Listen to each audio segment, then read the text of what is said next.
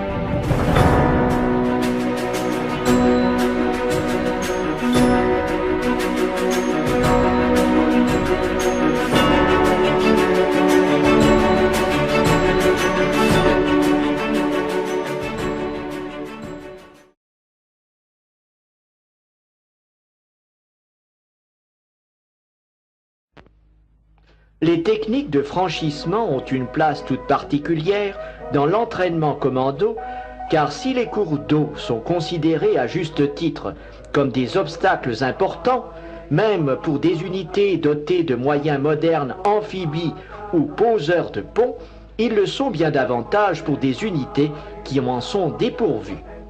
Mais il n'est pas possible de renoncer à un franchissement faute de matériel à haut rendement. C'est pourquoi l'entraînement aux techniques commando comporte la pratique de la navigation. En ce domaine, l'instruction est très progressive.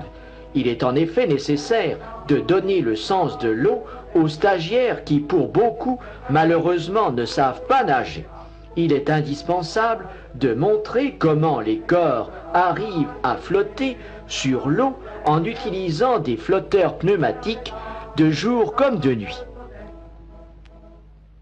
Après avoir acquis un certain nombre de notions, les stagiaires sont initiés à la confection de radeaux de fortune avec des toiles de tente, de la paille ou des fougères.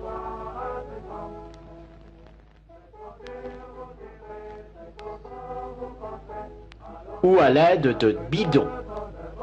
Tous les stagiaires ont à traverser le fleuve avec le radeau de fortune qu'ils ont construit. Ces exercices ont lieu de jour et de nuit et au CEC de Givet s'effectuent sur la Meuse qui a une largeur moyenne de 100 mètres et un courant très important en période de pluie. Enfin, pour des coupures de moindre importance, les stagiaires sont initiés à la construction de passerelles de fortune réalisées avec des perches et des cordes. L'instruction technique apporte ainsi aux stagiaires des connaissances de base très importantes. L'entraînement physique assouplit le corps, renforce les muscles, mais plus encore stimule l'esprit jusqu'à l'entraîner à jauger les difficultés et à décider de les surmonter avec une froide détermination.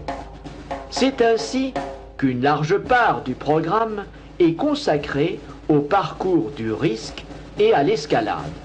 Les pistes du risque, vertes, rouges ou noires, parsemées d'obstacles les plus divers, aériens ou en profondeur, escarpés ou glissants, en bois, en fer ou en corde, assaillent la volonté et éprouvent les muscles. La piste verte est aérienne. Son but est d'accoutumer les stagiaires au vide, à leur donner l'habitude de se promener entre ciel et terre. Partout, le stagiaire devra continuellement se dépasser, trouver de nouvelles limites à sa volonté, à son courage physique sur les parcours du risque qu'il doit affronter. Seuls les inconscients n'ont pas peur lorsqu'ils abordent pour la première fois les obstacles installés dans les douves du fort qui abrite le CEC de Givet.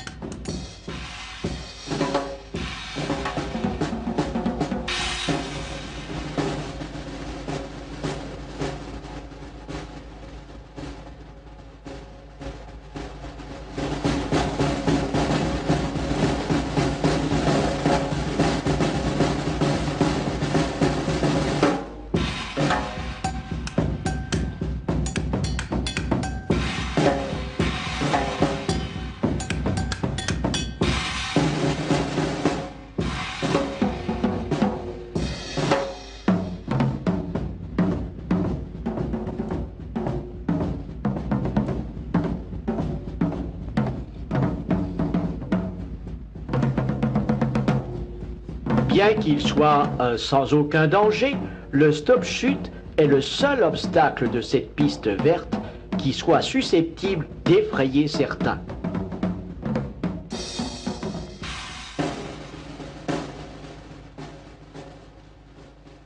L'essentiel est que tous les obstacles soient difficiles, non pas pour faire courir des risques inconsidérés aux stagiaires, mais pour les habituer à vaincre les appréhensions, voire la peur, pour les accoutumer aux efforts violents et prolongés, pour entraîner leurs nerfs et leur esprit à dominer ce qui paraît être pour certains une aventure, pour d'autres des gestes gratuits.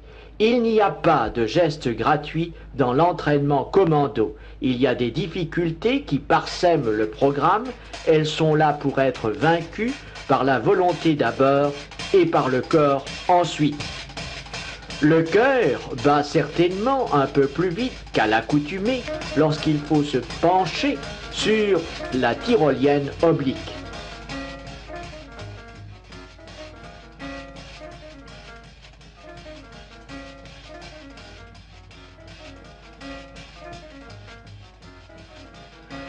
L'obstacle principal de la piste rouge est la roulette. Bien qu'existant dans la plupart des garnisons, elle est un petit peu plus haute et un peu plus longue. Demandant certes de la volonté, cet obstacle pour être franchi ne fait pas appel à des performances physiques particulières.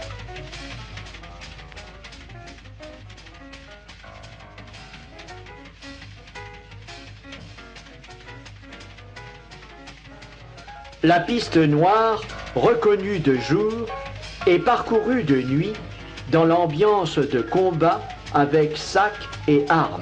L'obstacle le plus important, le plus dangereux, est le toggle rope.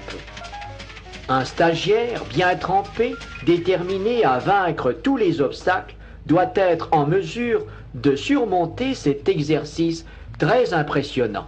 Le toggle rope consiste à se laisser glisser le long d'un câble à l'aide d'un anneau de corde que l'on tient à deux mains.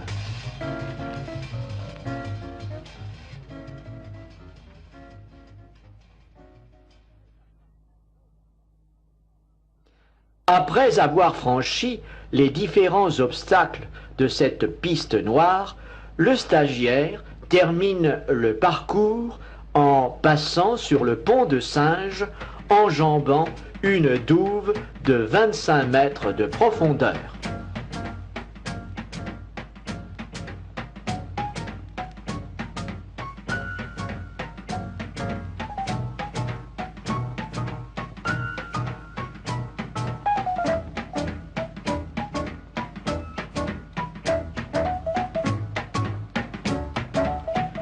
D'autres difficultés sont à vaincre en escalade.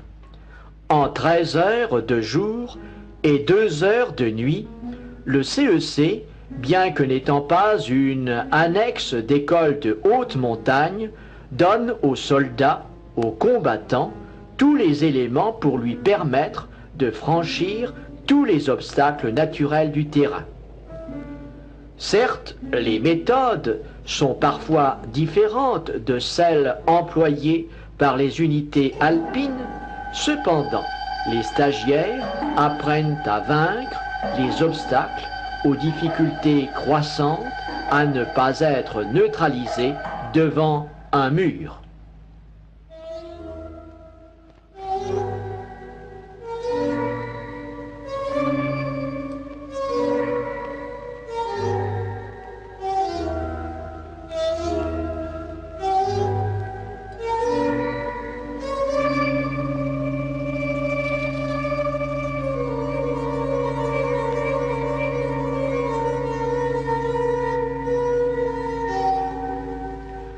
Toutes ces épreuves paraissent insurmontables. Elles le seraient si l'entraînement n'était pas progressif, soigneusement étudié. Mais le stagiaire devra apprendre à toujours tenter un peu plus, à croire davantage en lui.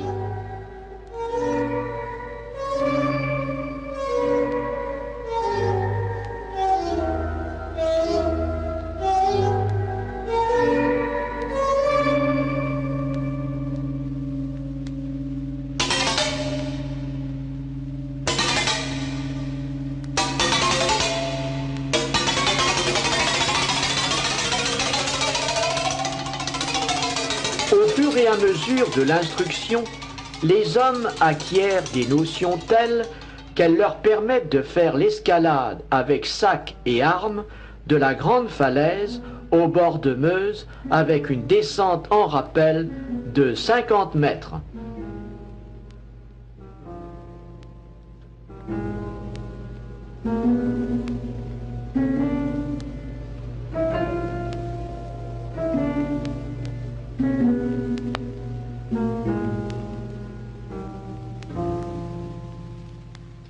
En fin de stage, l'entraînement est tel qu'il permet aux stagiaires, avec suffisamment de courage et de volonté, d'effectuer un parcours d'escalade varié avec sac et armes.